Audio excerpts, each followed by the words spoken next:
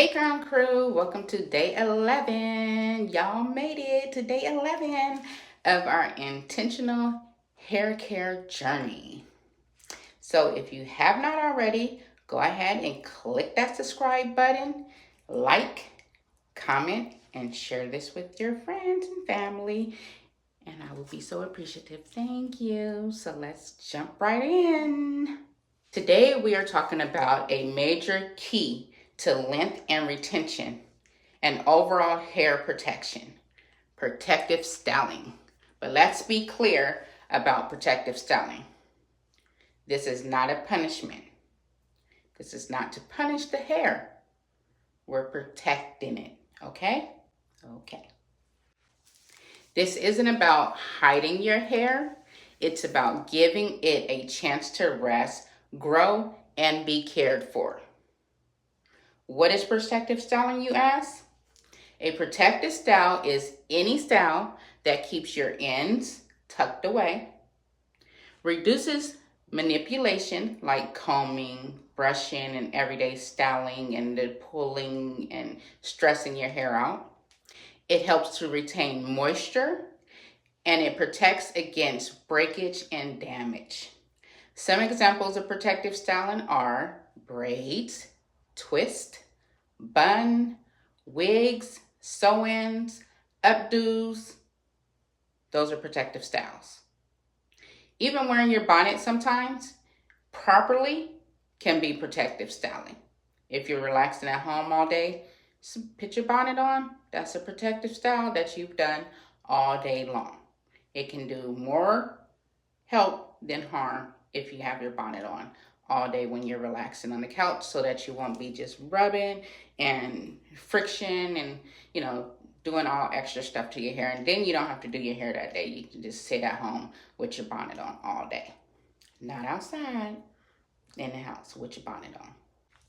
But protective styling doesn't mean ignoring your hair.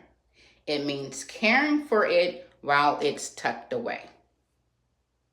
So common mistakes that people make when protective styling are doing stuff that's harmful. Here's some stuff to avoid. Too much tension. If it hurts, it's not protective. Take it down. Tight ponytails, tight braids, tight twist. If it is pulling, it is not protective, okay?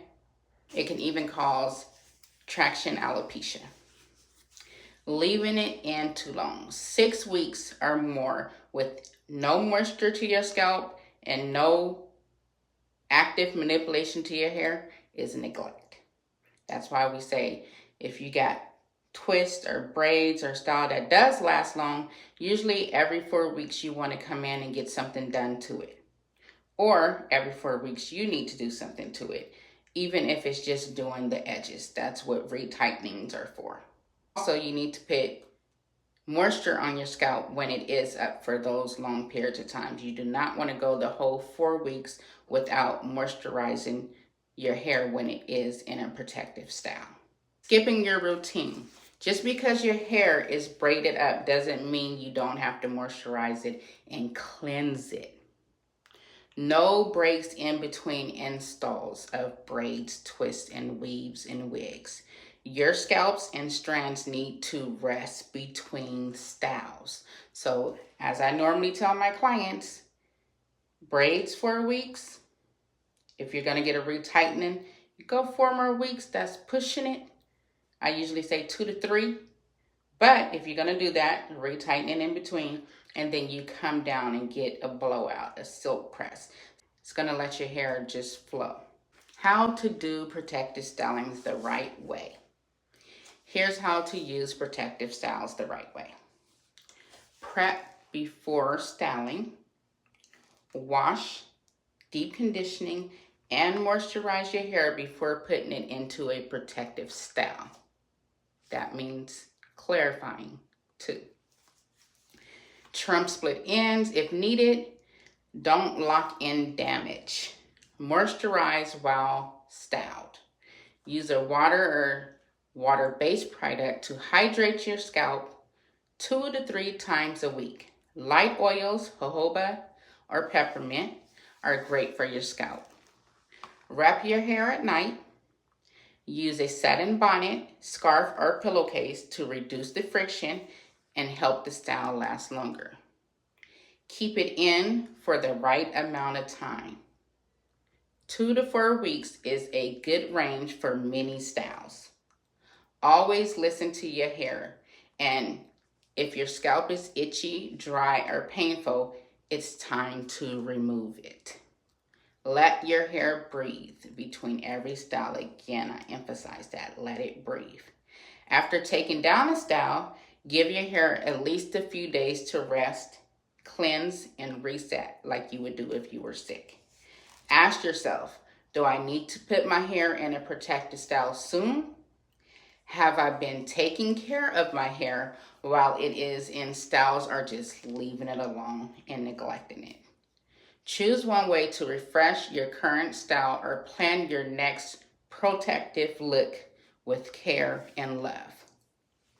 Tomorrow, we'll talk about breakage versus damage and shedding and how to tell the difference. But today, remember, the goal is protective styling. The goal of protective styling is to support your hair, not just make it last longer. Let your protective style be gentle, loving, and nourishing. Your crown deserves peace, not pressure. And that's all for today. So I will see you tomorrow. Make sure to like, subscribe, comment, and share. Bye.